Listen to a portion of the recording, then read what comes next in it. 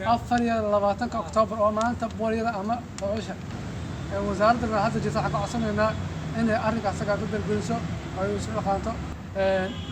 maanta naafadnimadooda lama soo qaban karo laakiin waxa hadda imaan doona aan ka hortagno 24 Oktoobar 2022 waxa ay ku beegan tahay maalin adduunka looga dabaaldego cudurka dabeesha ama booliyada sida loo yaqaano annaga haddii aan nahay dadka Baasonis dadka naafada waxaan ku dhiirgelinaynaa wasaaradda caafimaadka inay ka hortagto sidii loogu hortagi lahaa inay ajenda u sameyso sidii loogu hortagi lahaa cudurka dabeesha tirada ugu badan ee caruurta Soomaaliyeed maanta ee naafada ah waxa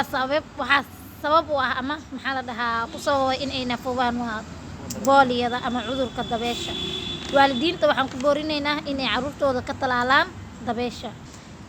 talaalka inuu yahay wax fiican kana hortago cudurrada sida dabeesha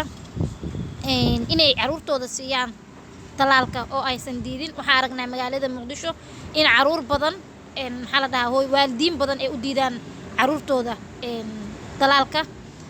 taasina macnaheedu waxay noqon kartaa in haddii ay waalidiinta diidaan caruurtii talaalka la siin lahaa in wasaaraddiina ay dhankeedii gaab ka imaan kara ama maxaa la dhahaa ay ku dhiiran karin inay talaalkanayto maxaa la dhahaa ay joogteyso ama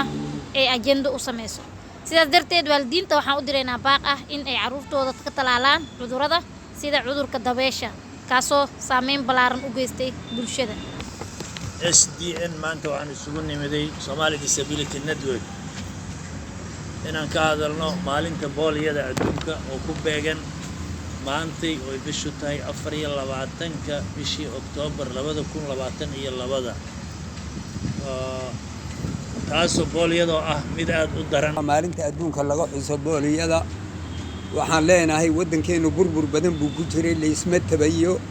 caruurtu si aad iyo aad xanuunkaas u dhibay boqolaal waxaad arki dabayshaas daawo waayay oo ay ku dhacday oo meelaha fogfog iyo baadiyahaba ha u badnaadeen cudurkaas ka hortag buu leeyahay ka daba tag male waxaan ku guubaabinayaa hooyooyinka iyo waalidiinta caruurta dhashay in ay ilmaha intuu talaalku anfacayo in ay talaalaan